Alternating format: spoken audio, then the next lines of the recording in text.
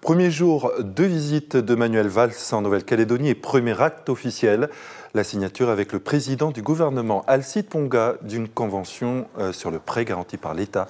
120 milliards de francs pour soutenir les finances du pays, fragilisées par la crise de mai 2024.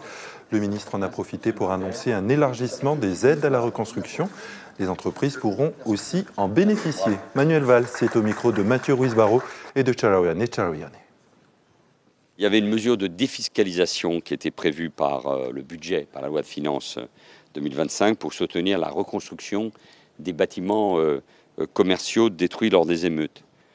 La rédaction de l'article qui avait été retenue à la commission mixte paritaire, c'est-à-dire au moment où le Sénat et l'Assemblée cherchaient un accord, ne permettait pas de donner une pleine efficacité pour les acteurs économiques. Et donc, en acteur avec la ministre des Comptes publics, Amélie de Montchalin, j'ai annoncé l'extension de ce dispositif aux propriétaires qui réhabilitent leur commerce pour leur propre exploitation, donc les petits propriétaires, mais aussi lorsque l'exploitation commerciale de ces locaux est confiée à un tiers, par exemple lorsqu'une société loue à des exploitants, je pense bien sûr dans des centres commerciaux.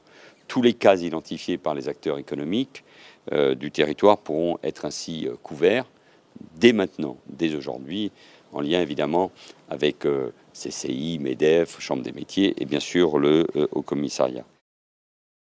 Et demain dimanche 30 mars, la journée du ministre des Outre-mer sera rythmée par plusieurs rendez-vous.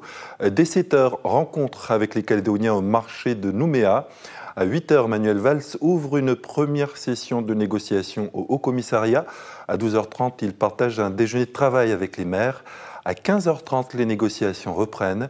Et enfin, à 20h, le ministre échangera avec la société civile à l'Université de la Nouvelle-Calédonie à Nouville.